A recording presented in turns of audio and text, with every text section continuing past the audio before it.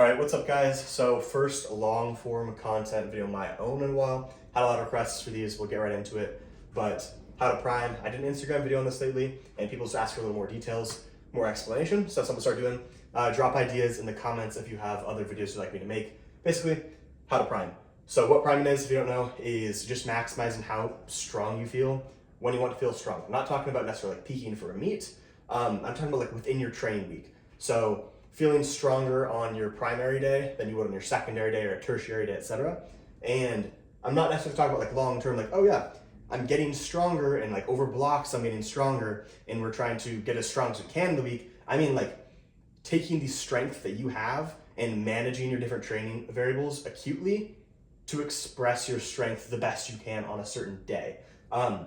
So it's gonna come down, yeah, I mean you write down a list of 100 things, but it's gonna come down to two main things. This gets like overcomplicated a ton, and it's just gonna be fatigue and readiness. So let me explain these super briefly, and then I'll give you some examples where it's gonna make more sense. Obviously, fatigue, I think pretty much every powerlifter knows what this is. It's just, are you beat up on that day? Obviously, if you're too beat up, things are gonna feel heavier, move slower, obviously. Readiness, this is just how prepared you are to lift the weight.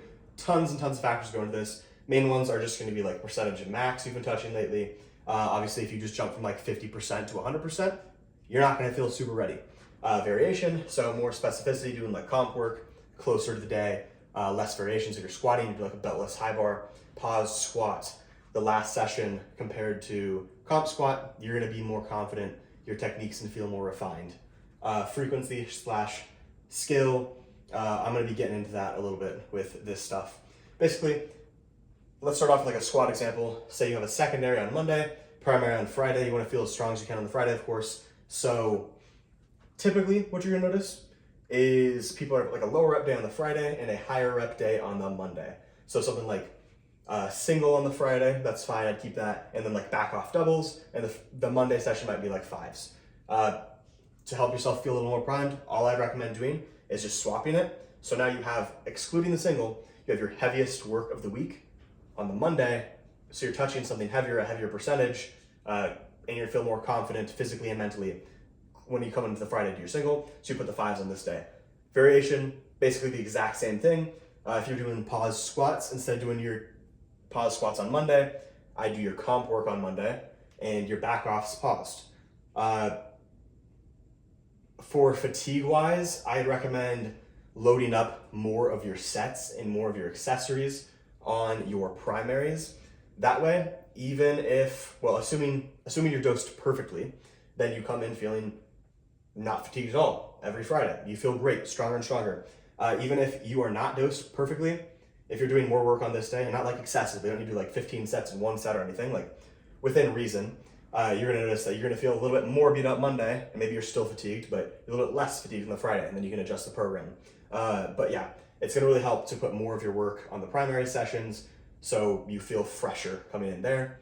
If you guys want, a video I wanna make soon is just like how to find out how much workload you need. A bunch of different tips and tricks programming wise, and then just your own body wise as an athlete, how to tell. Stuff that isn't normally talked about. But anyway, we'll get into the next example. So this is a bench example, super basic program again. Monday, Wednesday, Friday. This is the Friday again, this is the primary. Monday, you got a Larson 4x6. Wednesday is a comp bench 3x3 and then a fatigue single. And then Friday, you got a comp bench single and you got some like accessory work. This example is like 3 sets of dumbbell bench. So as for fatigue, we're going to be doing most of the work on this Friday, especially like the higher RPE dumbbell bench.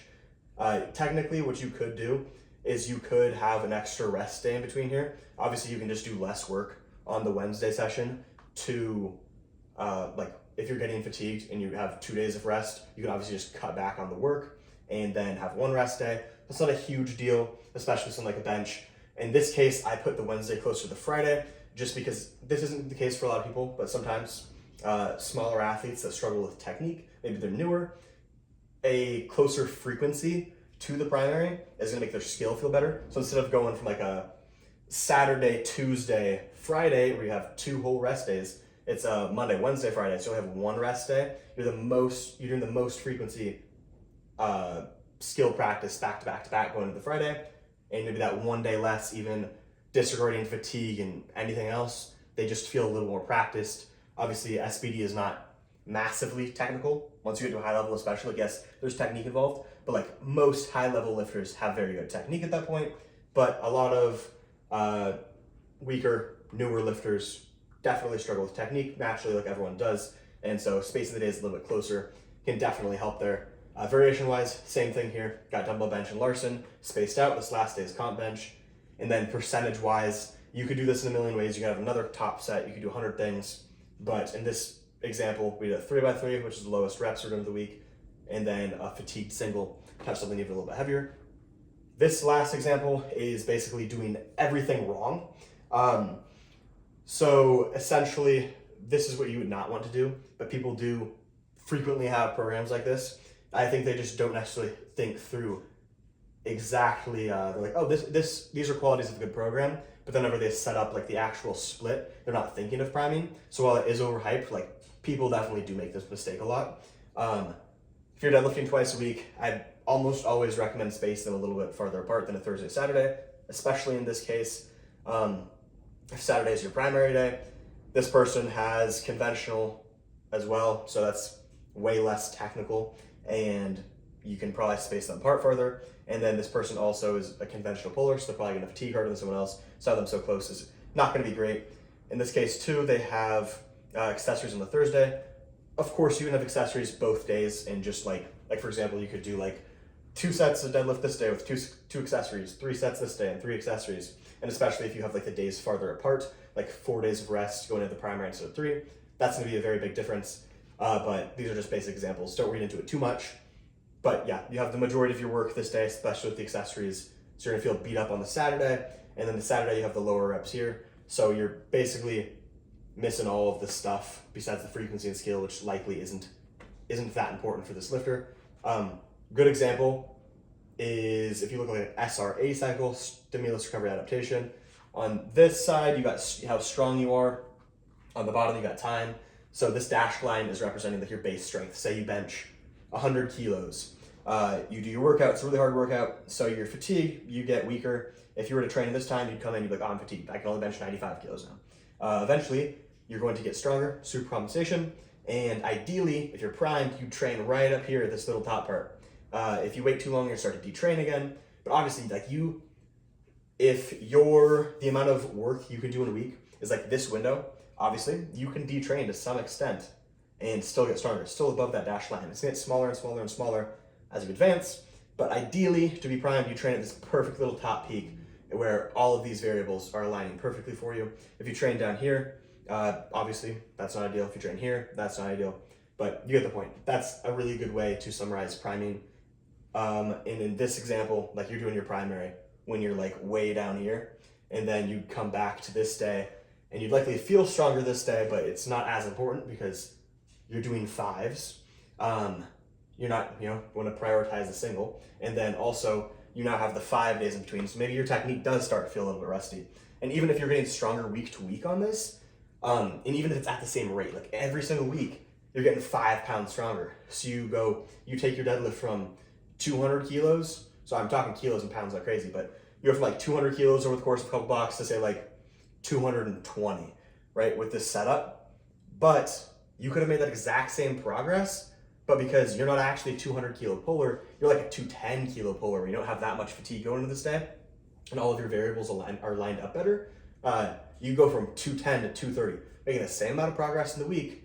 You're just training at different time periods in this SRA cycle, right?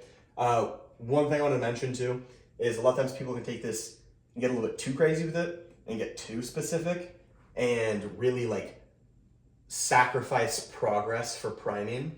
So a good example that people do this all the time on is bench, and you'll have this like really high frequency with like super, super low reps and no close to failure sets.